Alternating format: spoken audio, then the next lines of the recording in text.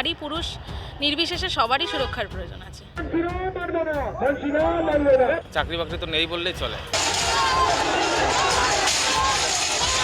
রাজনীতিতে ধর্মটা না টানাই ভালো।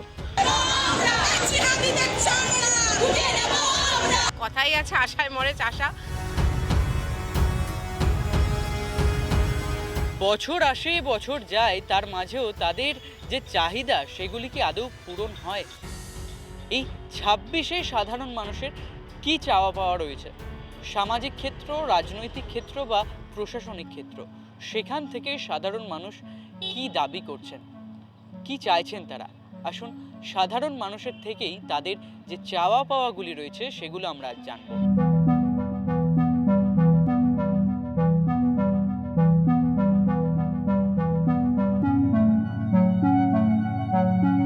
নারী পুরুষ নির্বিশেষে সবারই সুরক্ষার প্রয়োজন আছে।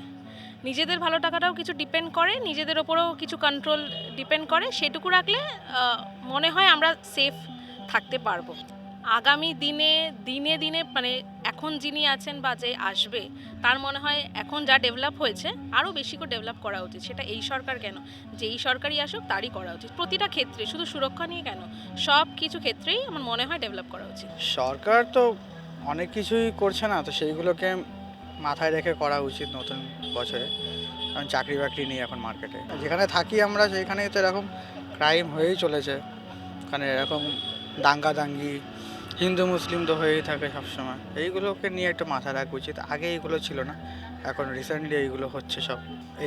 এগুলো না করাই বেটার। রাজনীতিতে ধর্মটা না টানাই ভালো, কারণ ধর্মটা সবারই নিজের ব্যক্তিগত জিনিস, ঠিক আছে? ওটা নিজের কাছে রাখাই উচিত। ওইটা সব ধর্মের মানুষরা রাজনীতি করে, সব ধর্মের মানুষরা চাকরি বাকরি করে।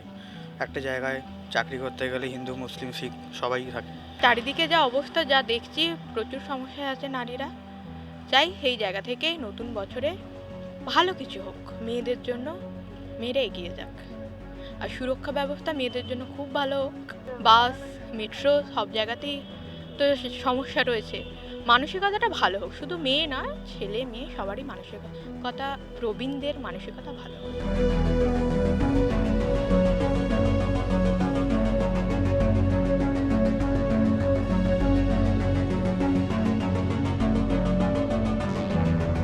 যেমনই কেটেছে না কেন, আশা করি সবারই অনেক রকম ইচ্ছা থাকে, সেগুলো পূরণ হোক। আর কি, নতুন বছরে উইশ করা ছাড়া তো কিছু করার নেই। এক্সপেকটেশন বলতে সেরকম কিছু নেই, এক্সপেকটেশন থাক চাকরির সবার ভালো যাক, সবাই যে যা কাজে আসুক, ভালো থাকুক। উন্নতি তো সবাই চায়, যেটা এখন পাচ্ছি তার থেকে বেটার সবাই চাইবে। আশা করবো হবে সব কিছু আস্তে আস্তে। সমাজ যেভাবে এখন চলছে সেরকমভাবে বলা যাবে। আমরা ভাবি এক আর জিনিসটা হয় আরেক। সবাই চাইবো যে সমস্যাটা যাতে সব কিছুর সমাধান হোক, এটা নিয়েই নতুন বছরের এই আশাটা নিয়েই নতুন বছরে যেতে চাই। চারিদিকে তো কতই সমস্যা, মানে সেটা তো বলে তো শেষ করার কিছু নেই। সে তো 2024 থেকেই আরজিকর চলছে, আরও কত কিছু।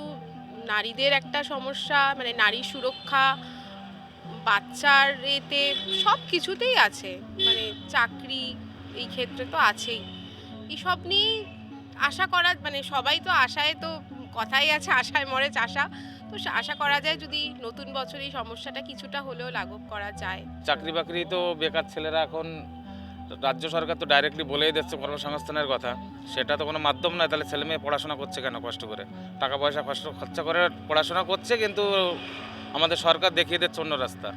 তাহলে পড়াশোনা করার কোনো দরকার নেই। এমনি রাজ্যে চাকরি বাকরি তো নেই বললেই চলে। তা আমি বলবো এদিক দিয়েও নজর দিতে হবে, কারণ বেকারত্বের জ্বালা একমাত্র বেকার ছেলেরাই বোঝে।